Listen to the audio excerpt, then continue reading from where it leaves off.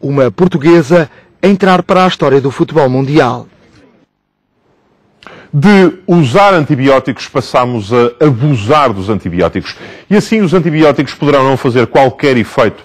Se deixarem de ser eficazes, voltaremos a morrer de doenças que hoje já se tratam com facilidade. E não é um cenário muito longe. É uma das maiores ameaças à saúde humana e é o tema da grande reportagem SIC desta noite.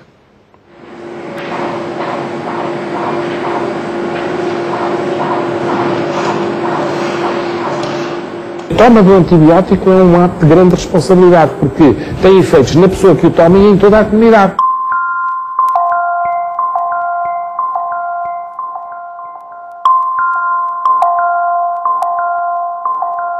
Temos que ver o antibiótico um pouco como o urso panda ou a floresta da Amazónia. Temos que ver como um bem precioso, um recurso escasso e que temos que proteger. Nós estamos constituídos numa situação em que temos o antibiótico em risco de extinção. É um dos maiores problemas de saúde pública à escala mundial. O abuso e o uso inadequado dos antibióticos na saúde humana, na saúde animal e na produção pecuária. Potenciou nas últimas décadas um aumento vertiginoso das resistências das bactérias. As bactérias nós não as podemos subestimar. Temos aqui uma boa. As bactérias são muito capazes, muito mais eficazes do que nós, o ser humano, a adaptarem-se a condições adversas. Com recurso a extraordinários mecanismos de adaptação, as bactérias aprenderam a defender-se desta arma terapêutica que tem permitido salvar milhões de vidas desde que revolucionou a medicina há 70 anos. Se o antibiótico acabasse, se o antibiótico deixasse de ser eficaz, a vida da espécie humana reduziria em cerca de 10 anos. Viveríamos todos, em média, menos 10 anos.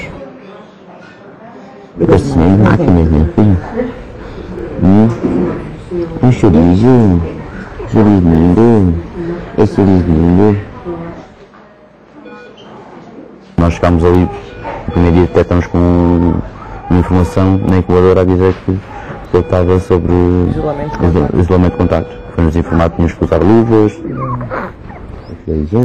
Verificamos que ele tinha uma bactéria multiresistente.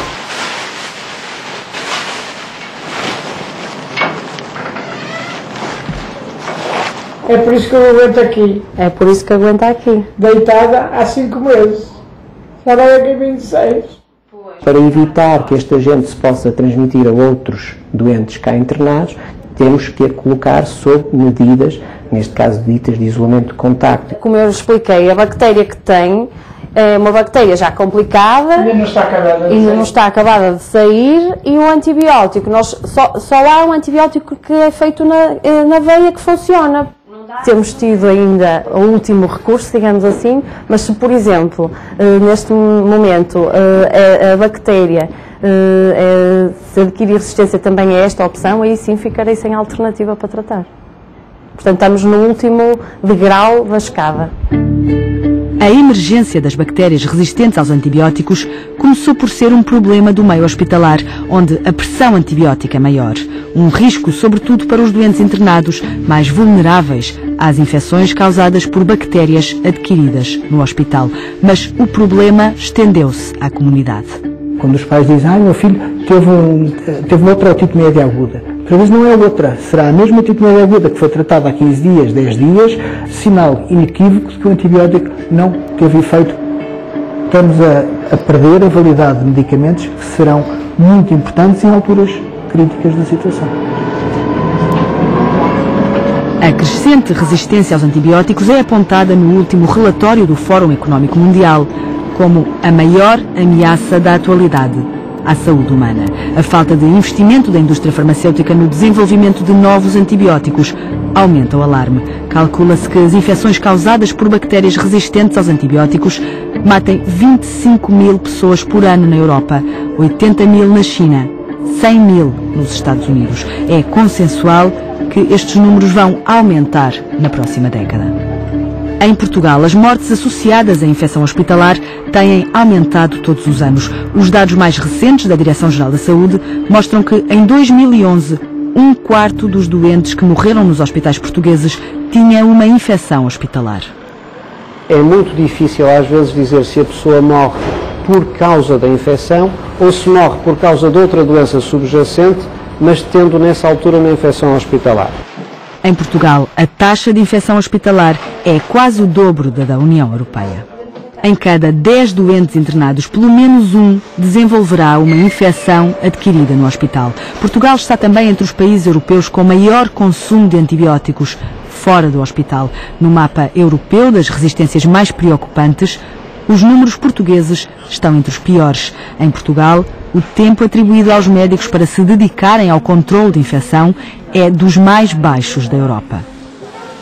Houve um conjunto de profissionais que lutaram durante muitos anos e de forma quase que heroica para tentar convencer responsáveis, decisores, que de facto havia um problema, que ele estava a crescer. O problema foi esse, é que as pessoas, o controle de infecção hospitalar interessou sempre a um grupo que eu acho que não foi muito grande de pessoas. Só desde 2008 é que temos um programa nacional para a boa utilização de antibióticos. Artur Paiva, diretor do Serviço de Medicina Intensiva do Hospital de São João, dirige o Programa de Prevenção e Controle de Infecções e de Resistência aos Antimicrobianos, criado em 2013 pela Direção-Geral de Saúde. O Governo deu-lhe caráter de Programa de Saúde prioritário. Cada hospital passa a ter um grupo de coordenação local do Programa de Prevenção da DGS, que junta as antigas comissões de antibióticos e de controle de infecção. O infecciologista Carlos Alves é o responsável pela nova estrutura no Hospital de São João, no Porto.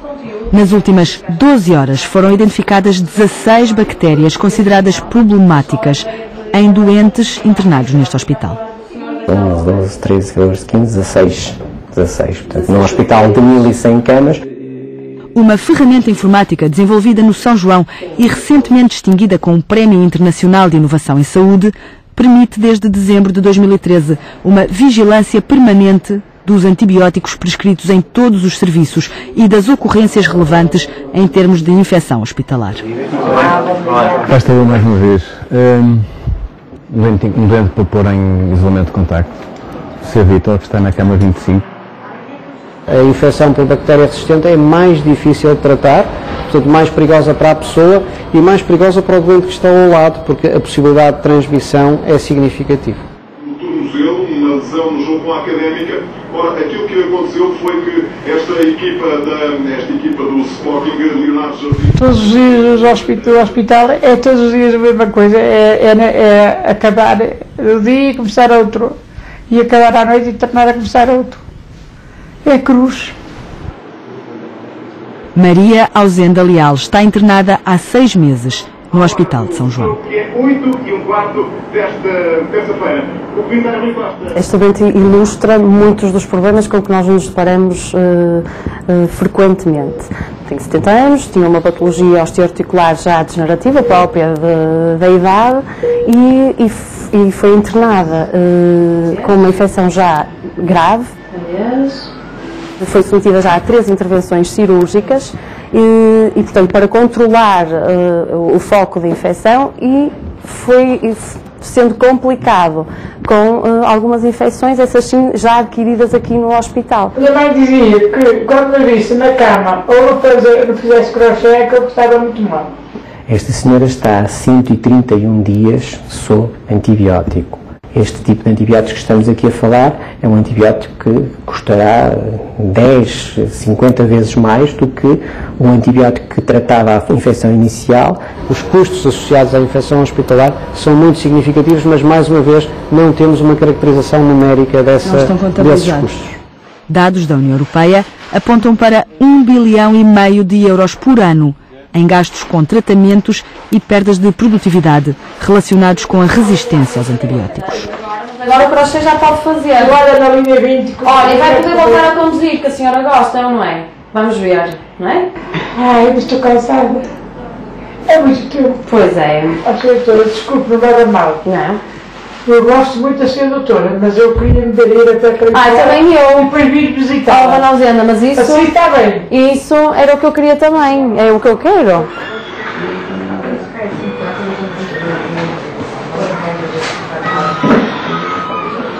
nós vemos todos os pais aí a tocarem nos filhos, a fazerem carícias e estarem a tocar, e nós temos algo, uma barreira entre ele e o nosso contacto, ou entre nós, temos agulhas, né? Quando chega ao tipo de sentir de ele agarrar a nossa mão, ou da gente falar alguma coisa, estamos, não é natural, né? Nem para ele deve ser diferente sentir, né? Às 12 semanas de gravidez, Cátia Santos e Hugo Brites ficaram a saber que o filho teria de ser operado logo que nascesse para corrigir uma malformação congénita. Duarte Brites nasceu no dia 14 de dezembro de 2013, na maternidade Alfredo da Costa. Nasceu e veio para nós, para ser operado.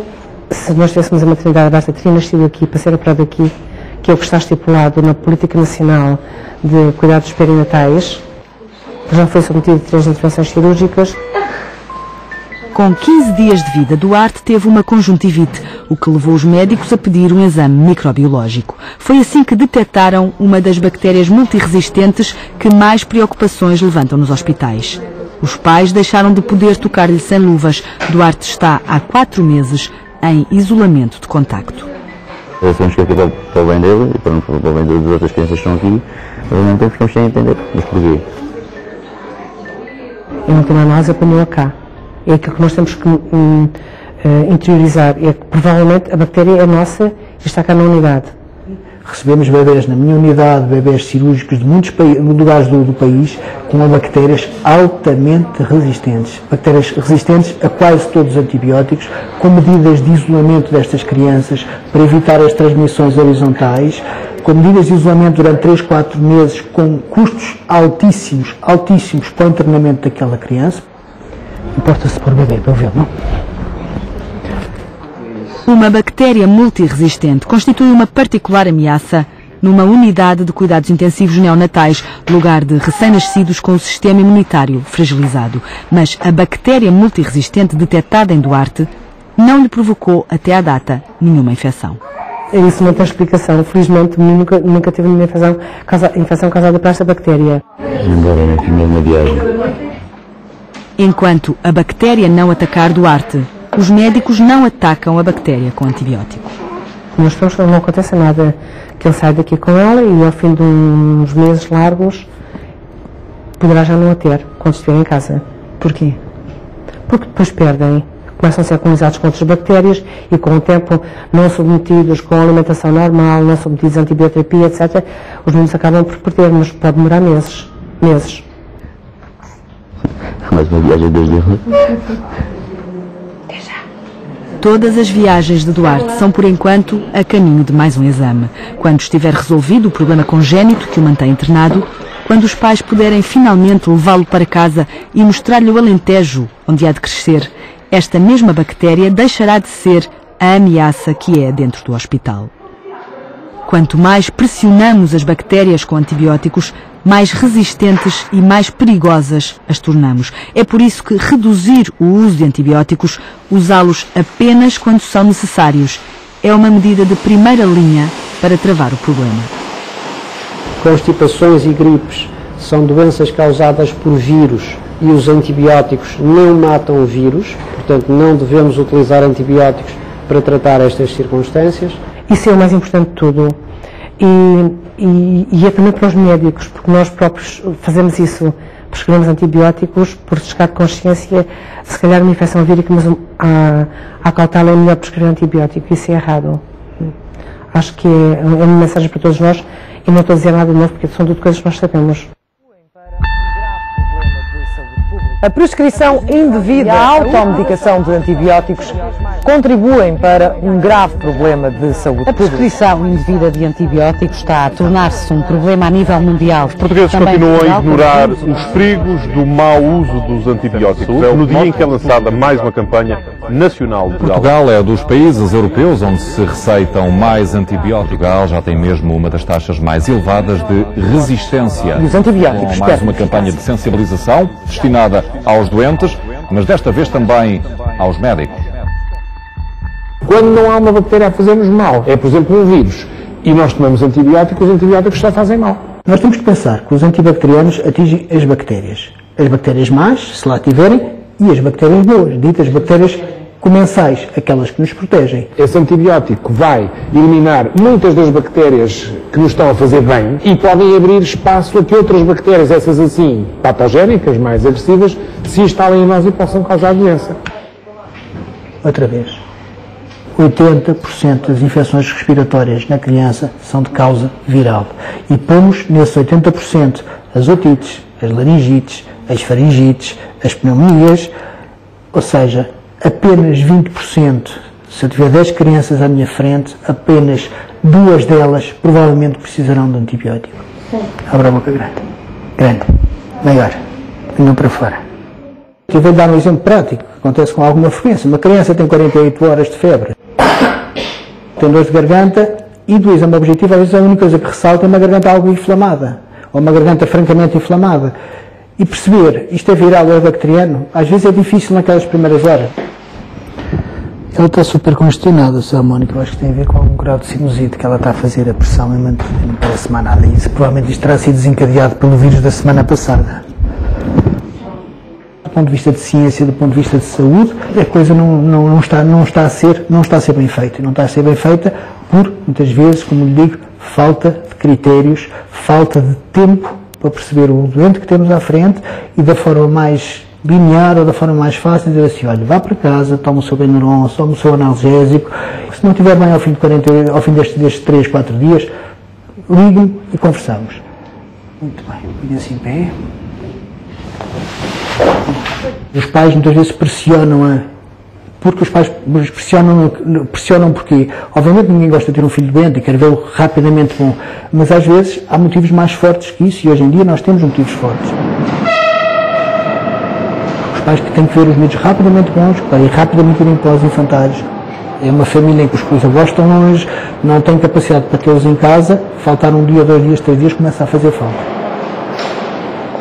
O uso desadequado de antibióticos na saúde humana e também na produção animal, como veremos, tem sido várias vezes abordado pela Associação de Defesa do Consumidor. Em 2007, a DECO levou a cabo aquilo que chama um estudo de cenário.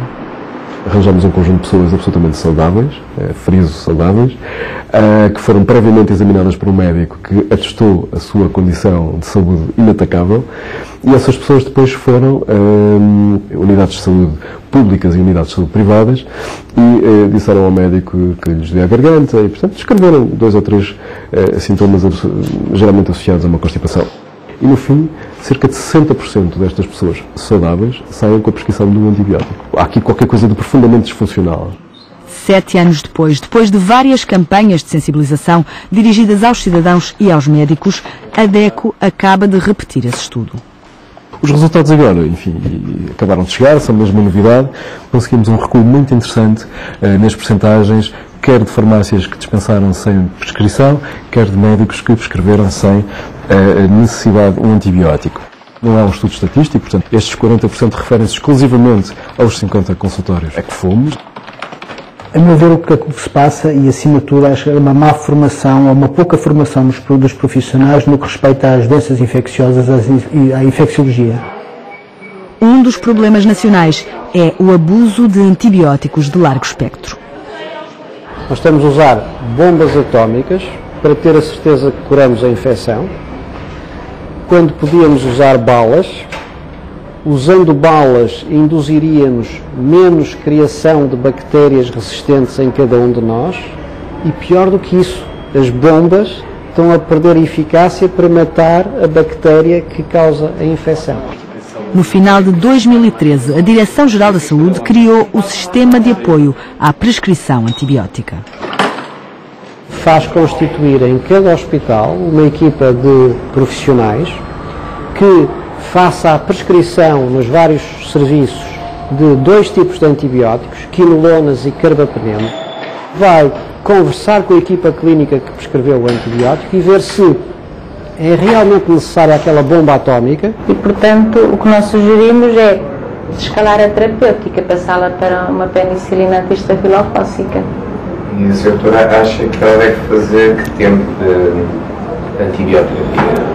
Faz encontrar quem sabe de antibióticos e de infecções com quem sabe de outras coisas, mas não tanto disto. Mental percepção. cada estrutura daquelas é uma colónia. Uma colónia são muitos milhões de bactérias, tanto que agora já se conseguem ver à vista desarmada. Amanhã, isto foi feito há pouco, o equipamento vai nos dizer a identificação da bactéria e a suscetibilidade a estes antibióticos. Todas estas, mais aquelas que estão ali do outro lado, são todas bactérias de doentes de hoje que se vão fazer para amanhã. Repare, uma bactéria que é resistente a estes antibióticos todos. Os laboratórios precisam de 2 a 3 dias para obter estes resultados. Até lá, os médicos não sabem se existe ou não uma bactéria que põe em perigo outros doentes. Qual é a forma de evitar que haja transmissão desses agentes? É nunca falharmos nas precauções básicas. A higiene das mãos é ainda um problema. Nós temos evidência de que a adesão à higiene das mãos não é tão boa como poderia ser. Temos evidência que ela é pior nos médicos do que nos assistentes operacionais e, sobretudo, do que nos enfermeiros. Não é tão simples quanto parece, não é dizer tem que lavar as mãos, é perceber que é preciso lavar as mãos nas alturas certas. E essas alturas são muitas. Quando vamos fazer uma determinada ação sobre o doente, podemos ter que passar as nossas mãos 3, 4 vezes se vamos fazer procedimentos diferentes. E as pessoas têm que ter essa consciência, porque também podem até ajudar, podem até chamar a atenção dos profissionais. A higiene das mãos é uma das medidas mais simples, mais baratas e mais eficazes para reduzir a infecção hospitalar. Em 2009, a pandemia de gripe A motivou um aumento da preocupação.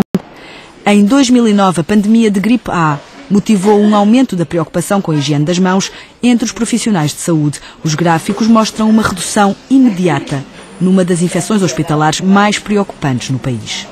Mas a tendência de queda não se manteve? Não se manteve. E como é que explica isso? Provavelmente houve novamente um certo relaxamento das pessoas.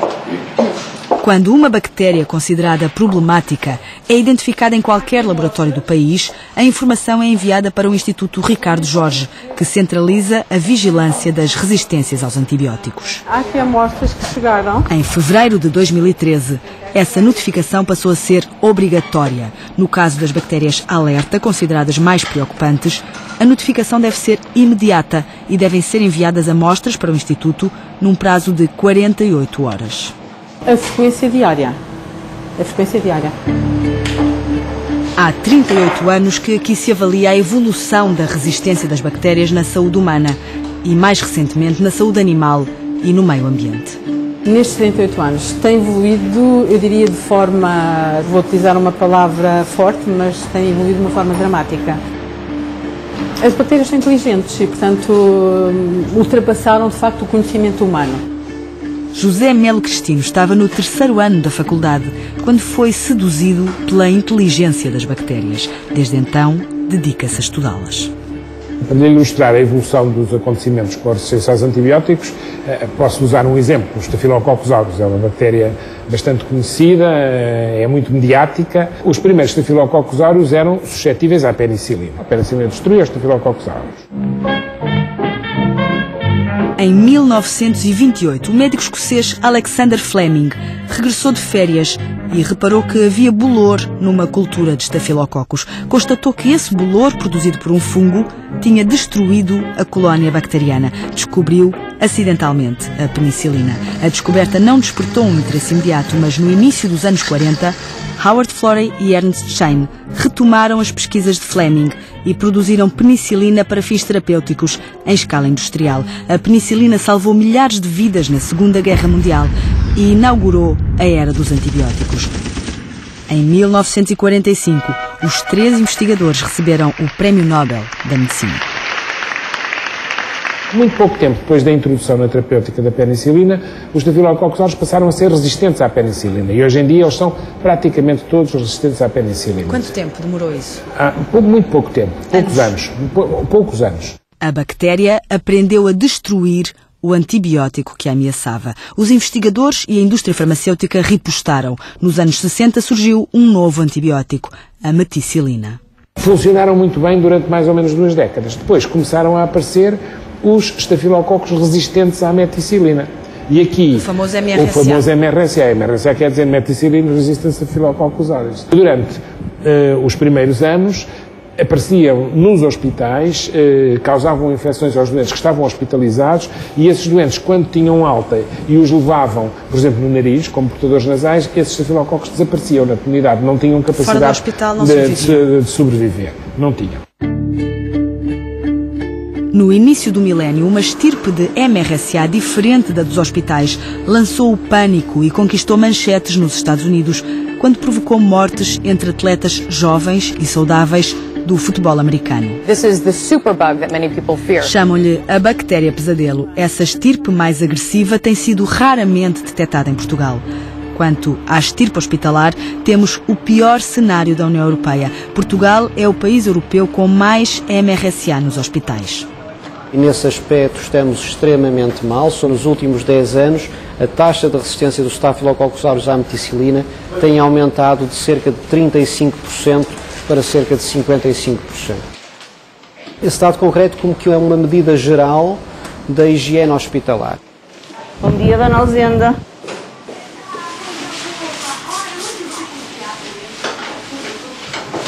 Você ganhou hoje muito para a minha beira e eu não tenho. Se hoje está aqui não está? Não. Hoje não estamos bem dispostas. Estamos aqui,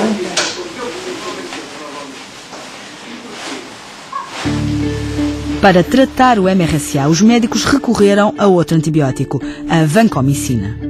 Em 2002 foram identificados nos Estados Unidos os primeiros Staphylococcus aureus resistentes à meticilina e à vancomicina, os VRSA. Estão descritos 15 ou 16 no mundo todo e, infelizmente, nós em Portugal tivemos o ano passado o primeiro caso. A primeira estirpe de VRSA de que há conhecimento na Europa foi isolada em 2013 neste laboratório pela equipa de José Melo Cristino, numa doente do Hospital de Santa Maria. Os médicos conseguiram tratar a infecção, mas os alarmes voltaram a soar. O meio de transporte é frequentado por milhares de pessoas ao longo do dia.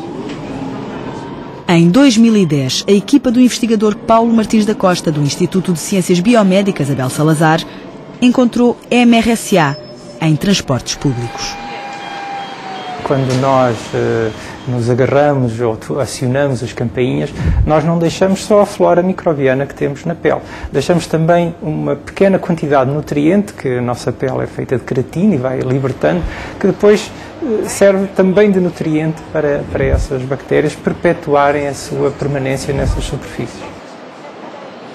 Hoje as pessoas estão um pouco mais alerta, que sempre que estão fora de casa e contactam com superfícies de contacto manual intensivo, devem ter um cuidado básico, que é lavar as mãos quando chegam a casa. Próxima paragem. Hospital de São João, urgência, zona C6. O estudo de 2010 mostrou que havia mais MRSA nas linhas de autocarros que passam pelos grandes hospitais da cidade. A própria empresa de transportes alterou os seus protocolos de higienização. Hoje, eu digo que para criar frangos precisa de 3 regras, que é higiene, higiene, higiene. Repare que a utilização de antibióticos está muito para além da saúde humana. Metade ou mais de metade do consumo de antibióticos é na veterinária e na agricultura. António Moreira é avicultor há 40 anos. Tem mais de 100 pavilhões na zona de Viseu. Recebe-nos nas instalações mais recentes e mais modernizadas da Norte Aves. Estreadas há 3 anos, têm capacidade para 375 mil frangos, 30 mil em cada pavilhão. Era impensável lá há 10 anos atrás, há 15 anos atrás, estávamos a fazer esta entrevista dentro deste pavilhão, dentro de um pavilhão. Não era possível, o amoníaco era de tal ordem que não era possível nada disto.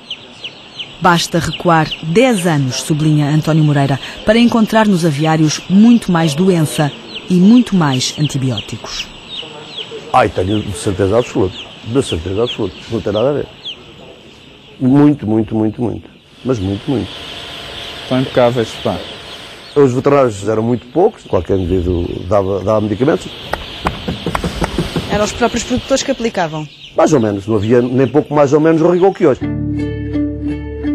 Nos últimos 20 anos, a DECO alertou muitas vezes para o abuso de antibióticos na produção animal. Em 1997 falou de utilização preventiva por rotina, de ausência de condições mínimas de higiene, de uso de antibióticos nas rações e, já então, do aparecimento de bactérias mais resistentes nos animais. Em 98 encontrou na suinicultura um cenário de administração massiva de antibióticos, inclusive em animais saudáveis, e mais uma vez sublinhou o aumento das resistências.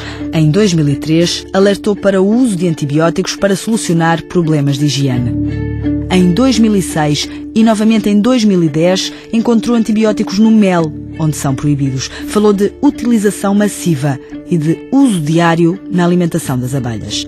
Este ano, em conjunto com associações de consumidores de Espanha, Bélgica e Itália, a DECO analisou 250 amostras de frango, produzido nos 4 países. 195 continham bactérias resistentes a antibióticos.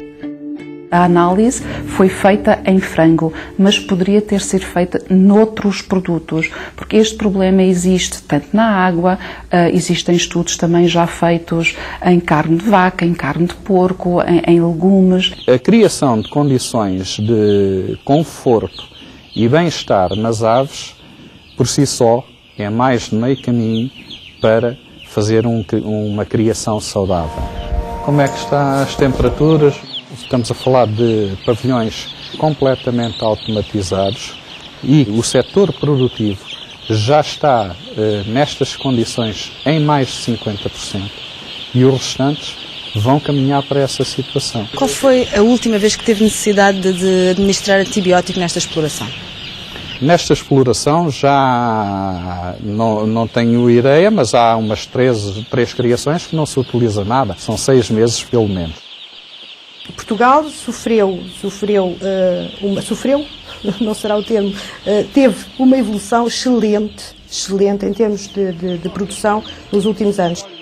A produção fez um esforço, e daí a palavra sofreu, porque no fundo sofreu um esforço imenso para se adaptar a todas as regras comunitárias que assistem à produção dos animais.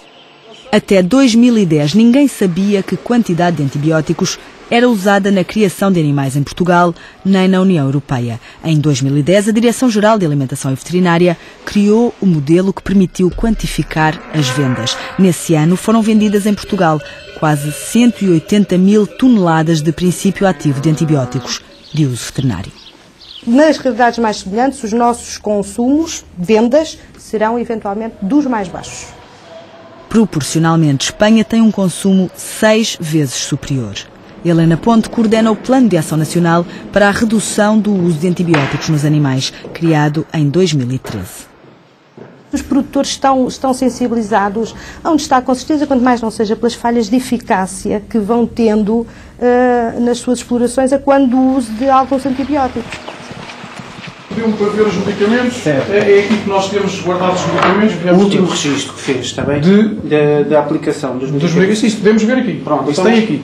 No início de 2014, a Direção-Geral de Alimentação e Veterinária pediu colaboração à GNR. Em abril, os militares do Serviço de Proteção da Natureza e do Ambiente realizaram a primeira operação nacional de fiscalização dirigida a medicamentos de uso veterinário. Temos aqui 2 intervenções no dia 9, foi ontem, suplemento de vitaminas, portanto aplicou-se 1 cêntimo cúbico e mais um gentavet, que é uma gentamicina. A gentamicina é um antibiótico? Não, já lhe mostro.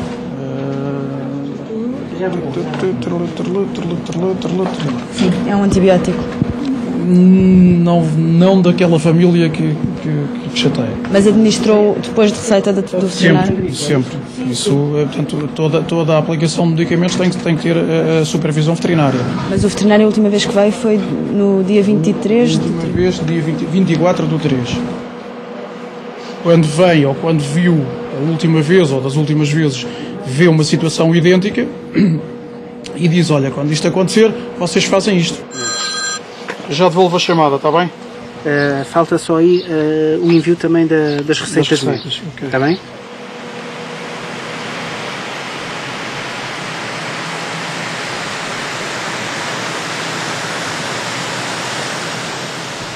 Temos que pensar, uma vez ingerido o antibiótico, também os excretamos, tanto na urina como nas fezes, que esta urina entra em circulação, passa eventualmente vai passar para os rios, vai passar para os mares. Vai ser excretado na sua forma ativa e, como tal, é assim que ele vai chegar a ETAR. Na ETAR Norte, em Leiria, são agora descarregados os efluentes de uma das muitas suiniculturas da região.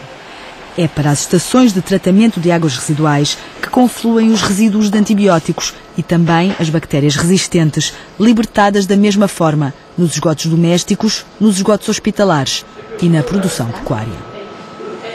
Aquele é, digamos que, o grande espaço de encontro das bactérias. E depois tem ali um meio fabuloso, porque aquele meio é muito nutritivo para elas. Portanto, aquilo é um paraíso que elas têm ali.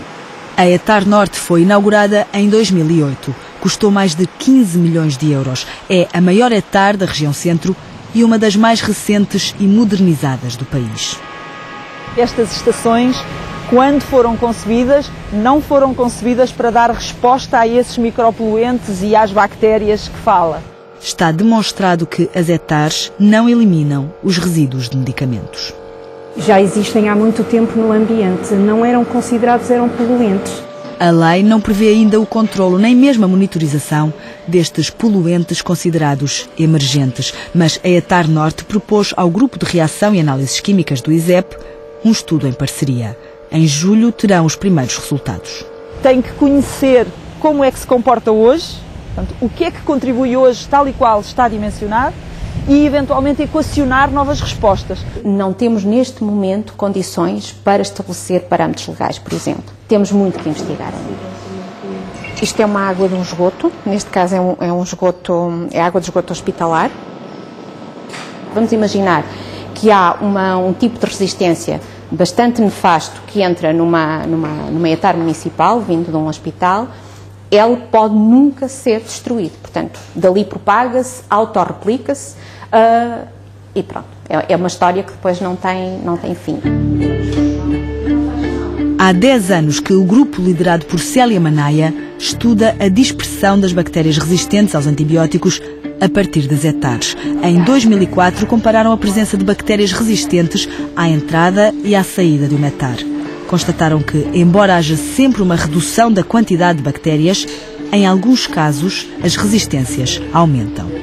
Ainda pioram, são piores do que eram quando entraram. As bactérias são seres muito mutáveis, muito inteligentes e que se reproduzem em cerca de 30 minutos. Nós, seres humanos, tem 20 anos, mais ou menos, que nos reproduzimos. E a geração seguinte dessas bactérias já é mais resistente. E depois tem outra vantagem que nós, seres humanos, não fazemos. Trocam informação genética entre si de maneira horizontal. E nós não. Nós transmitimos a nossa informação genética à nossa descendência, é a transmissão vertical, mas uns para os outros ainda não transmitimos os genes de uns para os outros horizontalmente, não é? As bactérias fazem. Quando nós falamos em resistência a antibióticos, podemos pensar que é uma forma de poluição, mas é uma forma de poluição que não se destrói. Ela multiplica-se no ambiente. E aqui até faria uma chamada para a maneira como nós nos comportamos na rua com os nossos animais. Porque deixar os dejetos significa um risco para os outros animais e acaba por ter também uma dispersão dentro do ambiente da cidade, um sítio onde vivem milhares de pessoas e que não é uma atitude que defenda a saúde pública.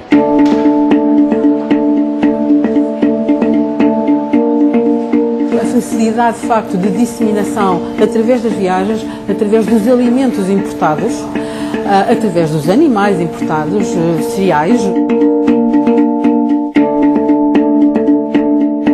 O mundo é uma aldeia global também para as bactérias e para as doenças infecciosas. Os erros que cometemos nesta ponta do mundo afetam todas as outras.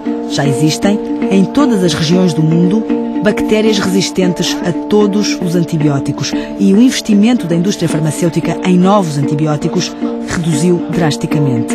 A Organização Mundial de Saúde acaba de lançar um relatório global sobre o assunto com dados de 114 países e um alerta vermelho. O mundo está a caminhar para uma era pós-antibióticos, em que infecções comuns e pequenos ferimentos tratáveis há décadas podem voltar a matar. Não estou convencido que acabou a era dos antibióticos. Isso seria uma catástrofe.